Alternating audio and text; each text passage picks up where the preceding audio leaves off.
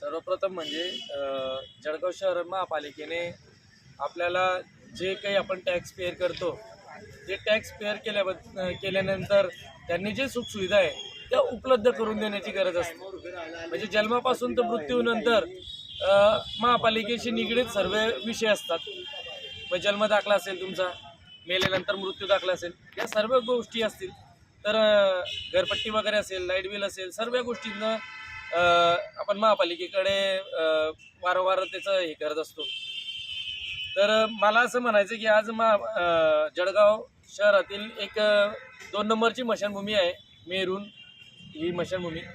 या मशानभूमीमध्ये खूप गायत्री नगर असेल, महाबळ असेल, वाघनगर असेल, या ठिकाणून येणारे जे प्रेत असतात ते प्रेत इथं जाळल्या जातात आणि जे जाळल्यानंतर जो काही धूर आहे तो धूर रामेश्वर कॉलनी परिसरात हा जातो, तो महाजननगर असेल या परिसरात हा जातो, तो कमी व्हावा यासाठी आम्ही हे चितेवर बसून आंदोलन करत आहोत।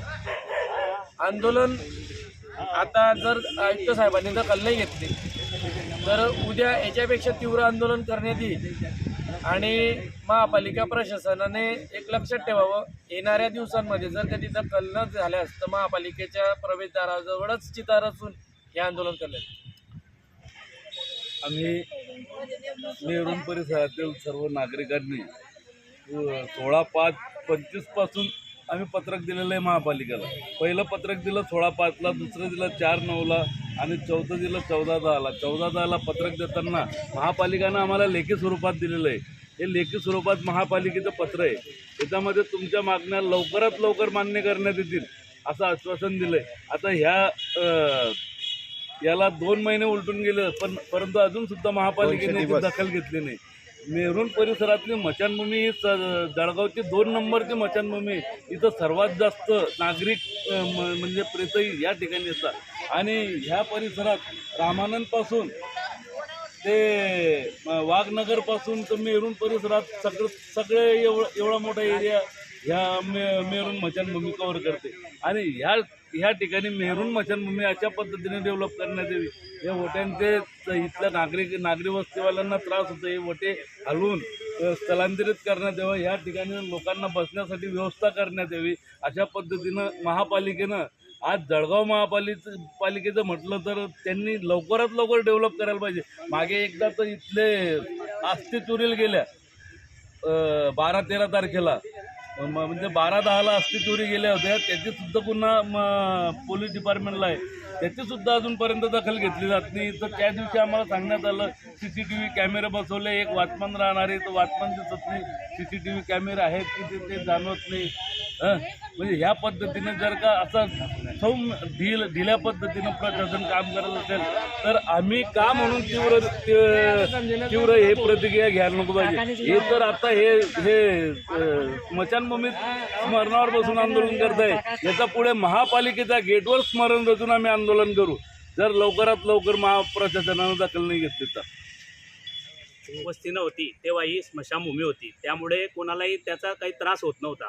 परंतु आता नागरी वस्ती झालेली आहे आणि इथं वस्ती भरपूर प्रमाणात असल्यामुळे इथला जो धूर असतो, एखादं प्रेत जर असेल तर त्याचा वास हा घरामध्ये येतो, त्यामुळे जेवण करण्यासही आपण विचार करतो की जेवायला करायचं की नाही, व इतका घाणेरडा वास येतो आणि त्या दुर्गंधीमुळे प्रशासनाला समजत नसेल पण लहान मुलांच्या तब्येतीवर त्याचा परिणाम होऊ शकतो, वृद्ध मंडळी त्यांच्याही तब्येतीवर त्याचा परिणाम होऊ शकतो। सहज त्यांना काय वाटतं की काय होणार आहे, परंतु हे न कळत शरीरातले बदल होत असतात, ते या धुरामुळे होऊ शकतात।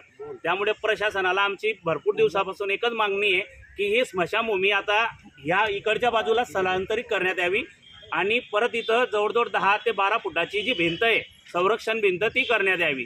आणि जर प्रशासन लक्ष देत नसेल तर आम्ही सर्व नागरिक अजून आमचं जे आंदोलन आहे ते तीव्र करू।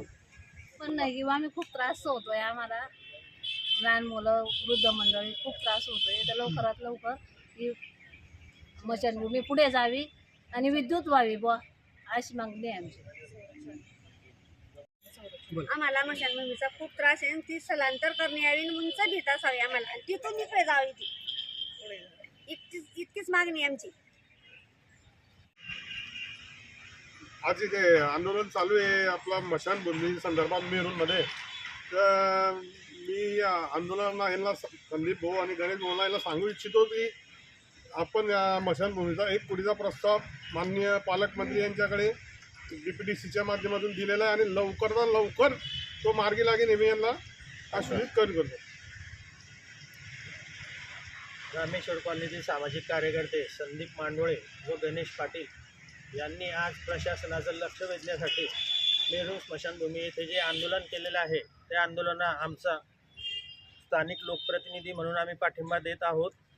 तसेच याच्या माध्यमातून प्रशासनाला आम्ही सांगू इच्छितो की ही स्मशानभूमीची झालेली बकालावस्था त्यांनी येथे येऊन बघावी व नागरिकांना, स्थानिक जे नागरिक आहे इथे रहिवासी महाजननगर रामेश्वर कॉलनीतले, त्यांना जो धुराचा त्रास होत आहे याची दखल त्यांनी लवकरात लवकर घ्यावी व कामाला झालेली दिरंगाई, वर्षानुवर्ष पडलेला हा प्रस्ताव, त्या प्रस्तावावर लवकर यांनी मार्ग काढावा व जैन इरिगेशन यांच्या माध्यमातून जो प्रस्ताव आलेला आहे स्मशानभूमीच्या सुशोभीकरणाचा, त्याचा पाठपुरावा करून त्यांना विनंतीपर एक पत्र त्यांनी द्यावं अशी माझी त्यांना विनंती आहे व कामाला लवकरात लवकर सुरुवात करावी ही मागणी आहे.